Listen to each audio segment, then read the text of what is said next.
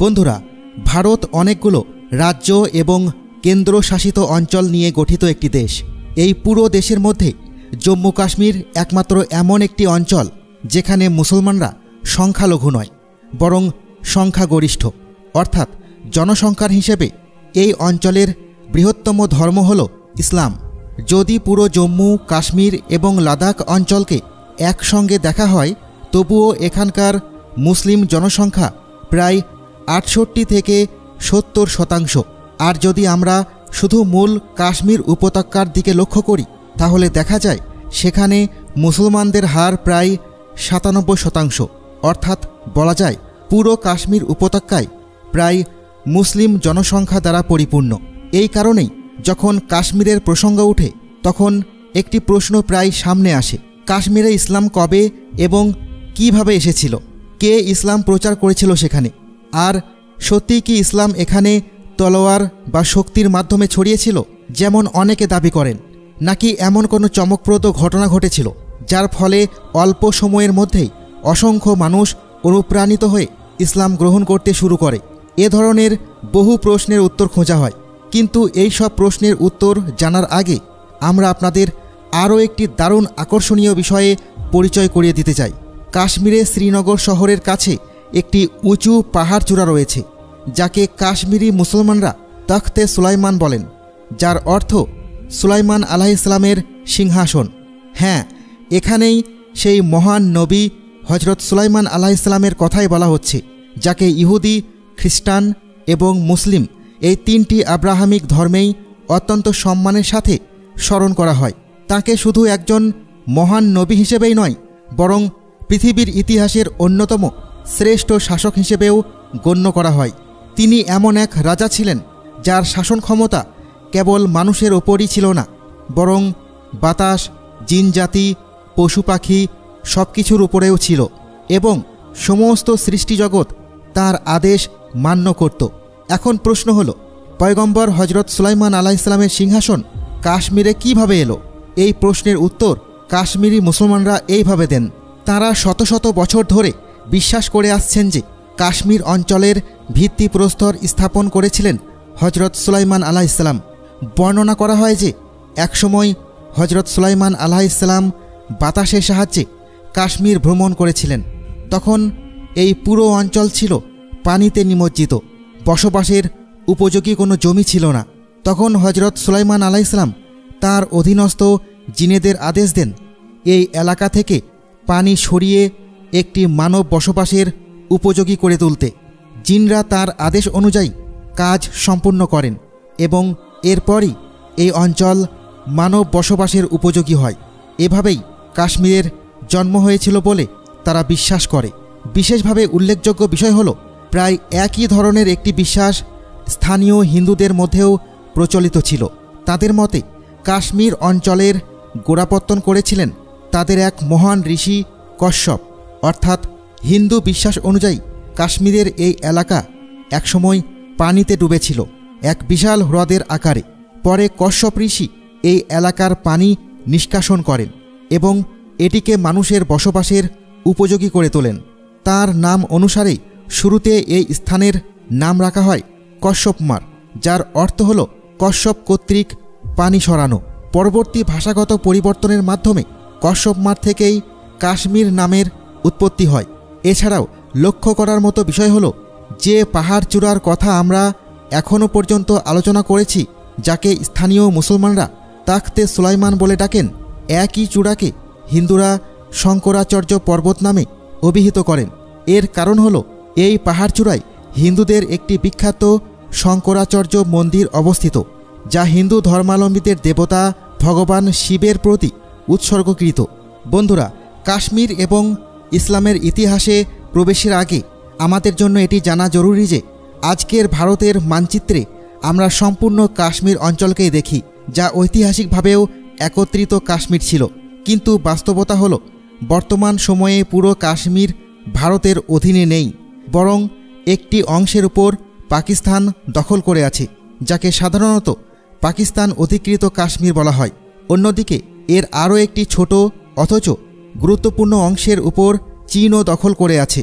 তাই মনে রাখতে হবে, এখন থেকে আমরা যখন কাশ্মীরের ইতিহাস নিয়ে আলোচনা করব তখন সেটা সাধারণভাবে পুরো কাশ্মীর অঞ্চলকেই বোঝাবে। আরেকটি বিষয় লক্ষণীয় হলো ভারতের অন্যান্য অঞ্চলের তুলনায় কাশ্মীরে ইসলাম অনেক দেরিতে পৌঁছায়। আমরা এটি বলছি কারণ কাশ্মীরের ইতিহাসে ইসলামের প্রবেশের সূত্রপাত মূলত 1200 ও 1300 শতকে শুরু হয়, যখন দক্ষিণ ভারতের কেরালা অঞ্চলে ইসলাম ইতিমধ্যেই প্রবেশ করে ফেলেছিল এবং উত্তর ভারতে মুসলিমদের বড় বড় শক্তিশালী সালতানাতও প্রতিষ্ঠিত হয়ে গিয়েছিল। ফারাক শুধু এতটুকুই ছিল যে যেখানে একদিকে দক্ষিণ ভারতের বিভিন্ন অঞ্চলে ইসলামের আগমনে সবচেয়ে বড় ভূমিকা রেখেছিল আরব বণিকরা এবং পরে গুরুত্বপূর্ণ ভূমিকা পালন করেছিলেন সুফিরা, অন্যদিকে কাশ্মীরে পুরোপুরি ইসলামের আগমন ঘটেছিল কেবল সুফি সাধকদের মাধ্যমেই। অর্থাৎ কাশ্মীরে ইসলাম প্রচার করেছিলেন সেই সব সুফি সাধকগণ যাদের অধিকাংশই তখনকার সেন্ট্রাল এশিয়া বা আজকের ইরান অঞ্চল থেকে এসেছিলেন। মূলত ইসলামের আগমনের পূর্বে কাশ্মীর পুরোপুরি হিন্দু ধর্ম এবং বৌদ্ধ ধর্মের একটি শক্তিশালী কেন্দ্র ছিল। এখানকার শাসন ব্যবস্থাও মূলত এই ধর্মাবলম্বীদের হাতেই ছিল। কিন্তু তারপর 1320 সালে হঠাৎ এমন একটি ঘটনা ঘটে গেল যা চিরকালের জন্য কাশ্মীরের ইতিহাসকে পাল্টে দেয়। ঘটনাটি হলো 1320 সালে কাশ্মীরের ইতিহাসের বিখ্যাত হিন্দু রাজবংশ লোহার রাজবংশের শেষ রাজা শাহু দেবা এক মঙ্গল সেনাপতির হামলায় নিহত হন।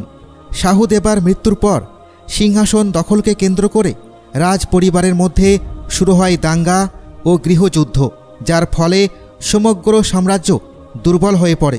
এই দুর্বল পরিস্থিতির সুযোগ নিয়ে লাদাখের এক রাজপুত্র যার নাম ছিল রিঞ্জনা কাশ্মীরে এসে শক্তি অর্জন করেন। 1320 সালের শেষের দিকে তিনি কাশ্মীরের সিংহাসন পূর্ণ নিয়ন্ত্রণ গ্রহণ করেন এবং পরবর্তী 3 বছর অর্থাৎ মৃত্যুর আগ পর্যন্ত কাশ্মীর শাসন করেন। মূলত এই রিঞ্জনাই ছিলেন কাশ্মীরের প্রথম শাসক যিনি ইসলাম গ্রহণ করেছিলেন।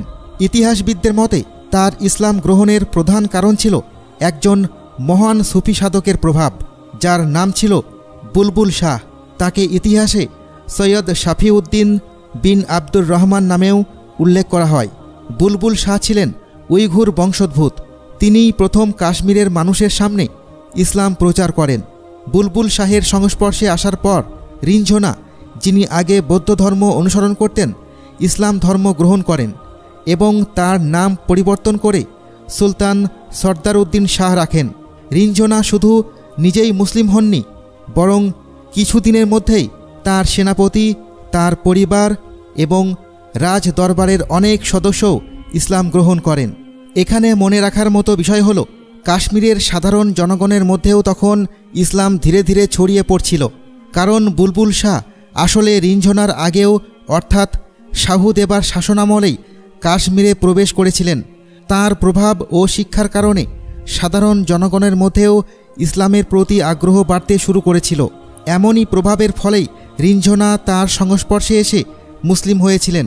যদিও রিঞ্জনা মাত্র 3 বছরের জন্যই শাসন করতে পেরেছিলেন, তবে তিনি মৃত্যুর আগে তিনি কাশ্মীরে একটি জাঁকজমকপূর্ণ মসজিদও নির্মাণ করেছিলেন। রিঞ্জনার মৃত্যুর পর সিংহাসন তার ছেলে হায়দার গ্রহণ করেছিলেন। তবে 1339 সালের দিকে শাহ মীর, যিনি একজন রিঞ্জনার ঘনিষ্ঠ ব্যক্তি ছিলেন, বলা যায় তার মন্ত্রী এবং শাহুদেবের আমল থেকেই কাশ্মীরের রাজনীতিতে সক্রিয় ও শক্তিশালী অবস্থানে ছিলেন। তিনি রিঞ্জনার পরিবারের প্রভাব হটিয়ে দিয়ে কাশ্মীরের নিয়ন্ত্রণ নিজের হাতে নিয়ে নেন। এরপর তিনি একটি নতুন সালতানাতের ভিত্তি স্থাপন করেন, যা ইতিহাসে শাহ মীর রাজবংশ নামে পরিচিত। এই রাজবংশই পরবর্তী 2 শতাব্দী ধরে কাশ্মীর শাসন করে। শাহ মীর রাজবংশের প্রথম শাসক অর্থাৎ শাহ মীর, যার প্রকৃত নাম ছিল সুলতান শামসুদ্দিন, তিনি কাশ্মীরে বহু সংস্কার চালু করেন। বিশেষ করে মঙ্গলদের ধারাবাহিক আক্রমণে যে কাশ্মীর বিধ্বস্ত হয়ে পড়েছিল তাকে নতুন করে গড়ে তোলার গুরুত্বপূর্ণ কাজ তিনিই করেন। সময় এগোতে থাকে এবং একের পর এক শাহ মীরের বংশধরেরা কাশ্মীরের শাসনভার গ্রহণ করতে থাকেন। তবে মনে রাখতে হবে, যদিও তখন কাশ্মীরের শাসন মুসলিম শাসকদের হাতে চলে এসেছিল, সাধারণত কাশ্মীরিদের মধ্যে তখনও সংখ্যাগরিষ্ঠ ছিল হিন্দুরা। মুসলিম জনসংখ্যা ছিল অত্যন্ত কম। এমনকি এই মুসলিম শাসকদের দরবারেও যদি গভীরভাবে নজর দেওয়া হয়, দেখা যাবে প্রায় সমস্ত গুরুত্বপূর্ণ পদেই তখনও হিন্দুরাই অধিষ্ঠিত ছিলেন।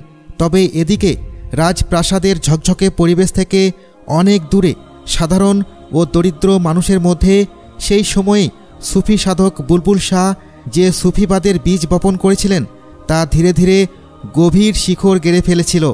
সময়ের সঙ্গে সঙ্গে তার প্রভাব এতটাই বেড়ে গিয়েছিল যে সাধারণ কাশ্মীরি মানুষ সুফিবাদের ছোঁয়ায় ইসলামের দিকে ঝুঁকতে শুরু করেছিলেন।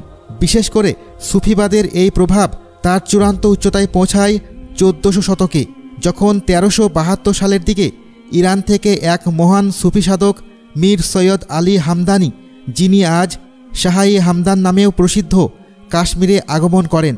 ইতিহাসবিদরা লিখেছেন তিনি তার সাথে শত শত ছাত্র ও অনুগামীকে নিয়ে এসেছিলেন। এরা সবাই কাশ্মীরের নানা অঞ্চলে ছড়িয়ে গিয়ে মানুষদের একত্র করে ইসলামের দাওয়াত দিতেন, ইসলামের সৌন্দর্য এবং আদর্শের কথা জানাতেন। শুধু তাই নয়, এই মহান সুফি সাধক কাশ্মীরের মুসলিম সম্প্রদায়কে সংগঠিতও করেন। তিনি বহু মসজিদ নির্মাণ করেন, খানকা প্রতিষ্ঠা করেন, দরিদ্রের জন্য লঙ্গরের ব্যবস্থা করেন এবং আরও অনেক ধরনের সমাজসেবামূলক পদক্ষেপ গ্রহণ করেন।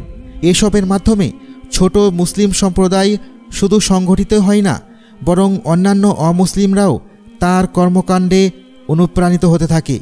ফলাফল দাঁড়ালো কাশ্মীরের সাধারণ মানুষের মধ্যে ইসলাম গ্রহণ করার যে ধারা সুফি সাধক বুলবুল শাহের সময় শুরু হয়েছিল তা শাহী হামদানের যুগে এসে চূড়ান্ত শিখরে পৌঁছে যায়। ইতিহাসবিদরা বলেন শাহী হামদানের সময়কালেই কাশ্মীরের ইতিহাসের এক মোড় পরিবর্তনকারী অধ্যায় বলা হয়। কারণ এই সময়েই কেবল মানুষই ইসলাম গ্রহণ করতে শুরু করেনি, বরং তাদের সংস্কৃতি, খাদ্যাভ্যাস, পোশাক পরিচ্ছদ সব কিছুতেই ইসলামী রঙের ছাপ স্পষ্ট হয়ে উঠেছিল। এসব কিছু এত দ্রুততার সঙ্গে ঘটেছিল যে যখন 1500 শতকের সূচনা হলো, তখন কাশ্মীরে মুসলিম জনসংখ্যা অন্যান্য ধর্মাবলম্বীদের তুলনায় সংখ্যাগরিষ্ঠ হয়ে উঠেছিল। অর্থাৎ মুসলমানরা তখন কাশ্মীরে সংখ্যায় প্রথম স্থানে চলে এসেছিলেন। এরপর কাশ্মীরের ভেতরে রাজনৈতিক উত্থান পতন চলতেই থাকলো। কখনো কোনো সালতানাত গড়ে উঠত, কখনো ভেঙে পড়ত, কখনো কেউ সিংহাসনে বসত, আবার কখনো কেউ সেখান থেকে সরে যেত। কিন্তু ইসলামের যে প্রভাব এখানে একবার গড়ে উঠেছিল তা কখনোই কমেনি, বরং প্রতিটি যুগের সঙ্গে সঙ্গে মুসলিম জনসংখ্যা আরও বেড়ে যেতে থাকে। রাজনৈতিক দিক থেকে দেখলে দেখা যায়, যখন ভারতে মুঘল সাম্রাজ্য শক্তিশালী হতে শুরু করেছিল, তখন সম্রাট আকবরের সময় 1586 সালের দিকে কাশ্মীরকেও মুঘল সাম্রাজ্যের অধীনে নিয়ে আসা হয়। এরপর কাশ্মীর দীর্ঘ সময় ধরে মুঘলদের শাসনাধীন ছিল। বিশেষ করে সম্রাট জাহাঙ্গীরের কাশ্মীরের প্রতি ছিল গভীর ভালোবাসা। তিনি তো একবার বলে দিয়েছিলেন, যদি পৃথিবীতে কোথাও স্বর্গ থেকে থাকে তবে তা এখানেই আছে, এখানেই আছে, এখানেই আছে। এরপর 1707 সালে মুঘল সাম্রাজ্যের শেষ শক্তিশালী শাসক সম্রাট অরঙ্গজেব আলমগীরের মৃত্যুর পর মুঘল শক্তি দুর্বল হতে থাকে।